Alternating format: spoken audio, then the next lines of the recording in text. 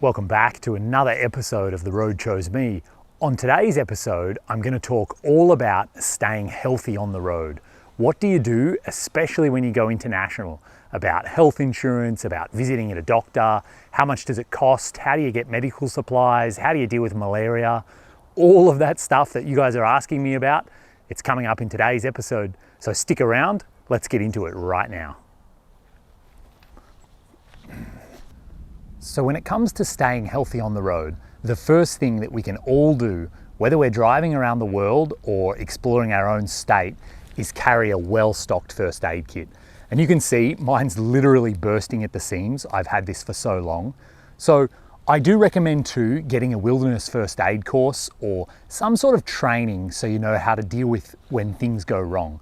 And I mean, things like small cuts and scrapes and burns and sprains, they happen, they're part of everyday life. And if you're gonna be far out in the wilderness, it's worth getting some training so you know how to handle that when it happens. Before I set out to drive to Africa, I was actually a ski patroller. And so I did a massive first aid course as part of that training. And this first aid kit actually evolved from the stuff that I would carry with me as a ski patroller. So it's got bandages and band-aids and burn cream and some basic medications for headaches, some general purpose antibiotics. I've got a ton of stuff in here, and there's a million different websites you can read that give you good ideas about what you should include in your first aid kit. A couple of really good tips that I got. I have a little flashlight here attached to the zip on the first aid kit because chances are when you need the first aid kit, it's going to be dark. A few other things as I dig through here, I've got gloves, I've got disinfectant, I've got isopropyl alcohol for cleaning wounds, lots of common stuff. If you are going international, it's really worth carrying a set of hypodermic needles. So you can buy these at outdoors stores, and in many countries in the world, they still reuse needles. They just disinfect them and use them again. So if you need to get an IV and you're not feeling too happy about reused needles, you can just bring in your own and the doctors will use those. So well worth having with you. I also have, from when I got malaria, I still have just a bunch of regular old needles.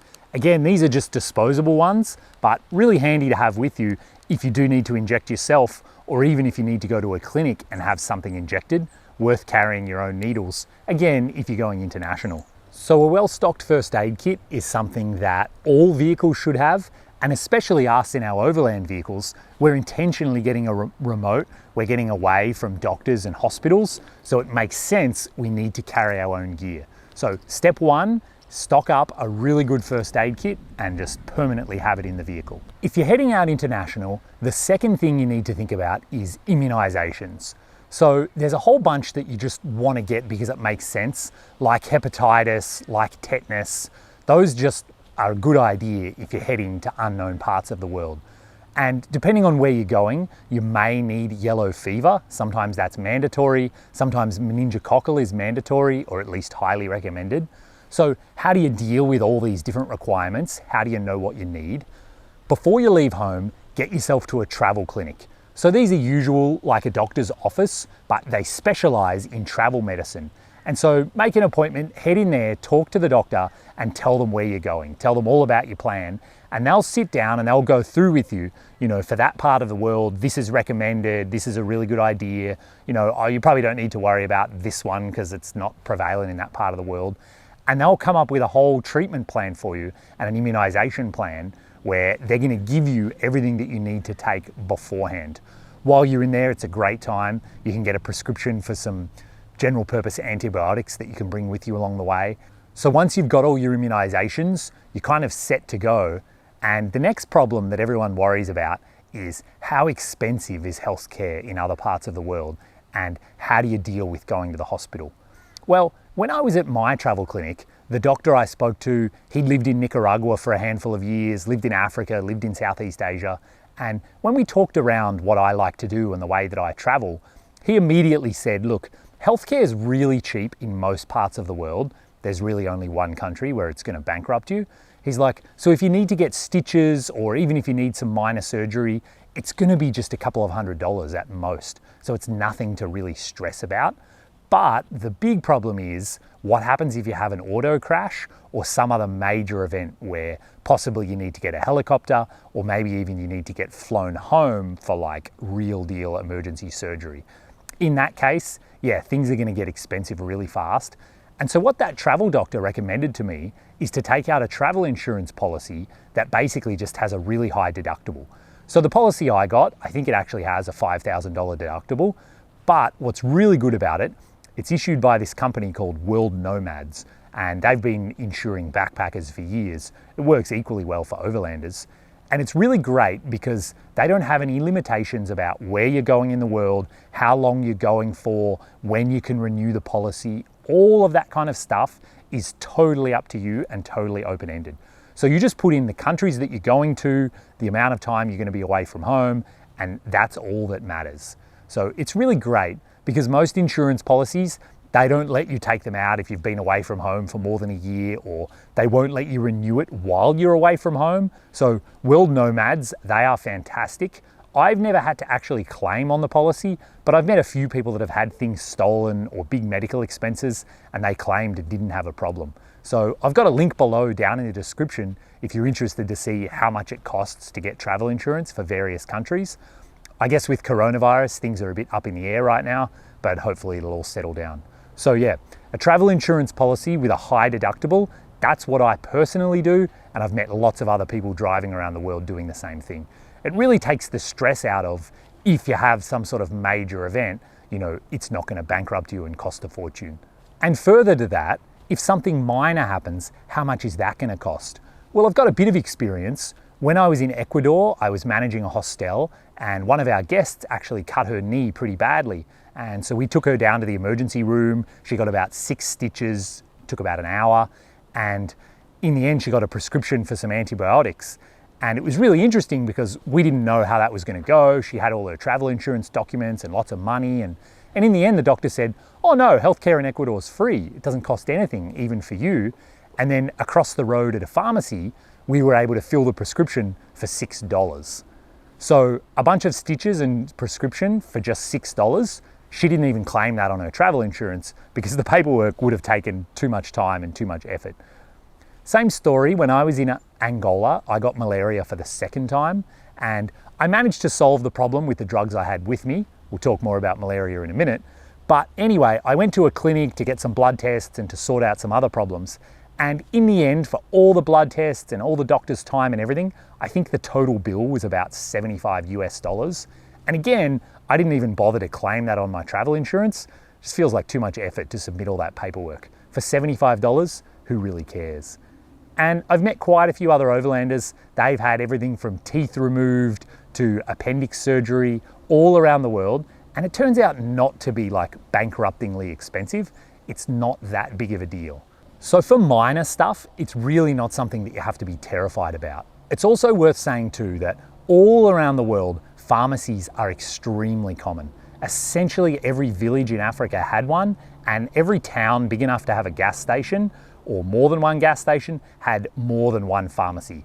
And they are really well stocked, they are really well organized, and the people in the pharmacy, they're experts at dealing with local things. So when I had kind of a funny red rash, I just showed them on my arm and they gave me a cream and said, yeah, that'll fix it.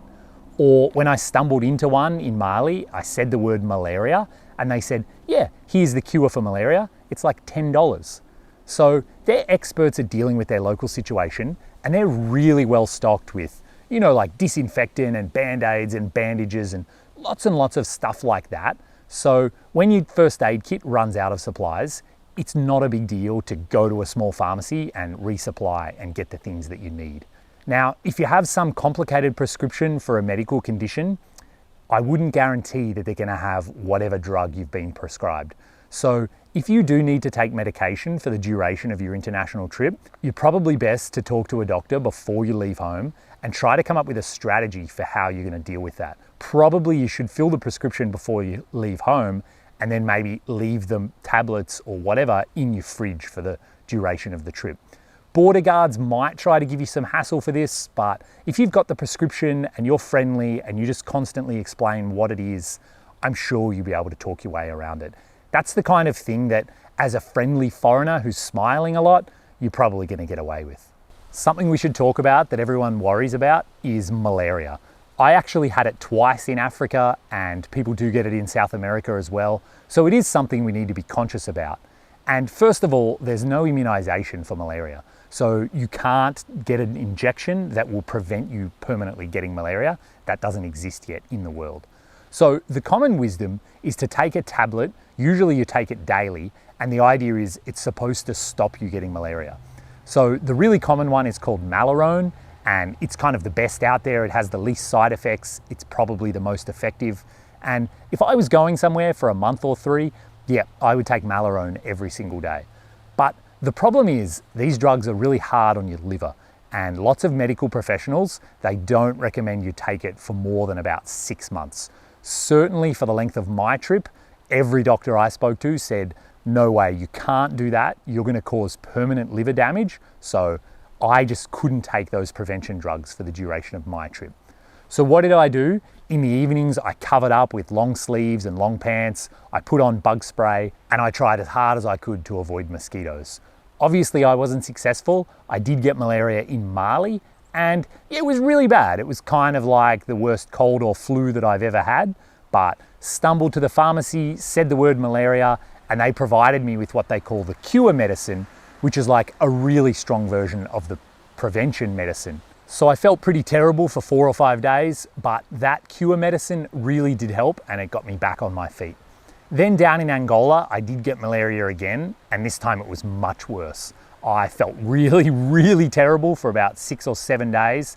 It hurt a lot. I don't recommend getting malaria, but it is one of those things that locals get every single year. All of the expats living in Africa get it. All the doctors working for the UN, all the foreigners who are over there, they get malaria every single year, sometimes twice a year. So it is something that can be dealt with, it can be managed, and everyone kind of comes up with their own idea there, whether you should take the prevention and, hopefully that stops you getting it, although it's not guaranteed, or if you should do what I did and just try really hard not to get bitten, but kind of know that eventually you'll probably get malaria. Most people who travel long-term in Africa, they do wind up getting malaria. So health issues, I know they can be a little bit scary. People assume that it would be bankruptingly expensive, but that's just not the case. Most of the world has healthcare that's really affordable for locals, which means it's extremely affordable for us coming there with our foreign money. I know that was another big episode with lots of information to take in, but I hope you found it helpful. I hope that answered a bunch of the questions that you guys have been asking me. If you've got anything else, please don't hesitate to ask down in the comments. I'd be happy to address it in future videos. And as always, if this was helpful, do hit that thumbs up button. It helps my channel. Please subscribe as well. Make sure you don't miss out on future videos. And it's up to you guys. What do you want to know about driving around the world? I'm happy to cover any topic that you want me to.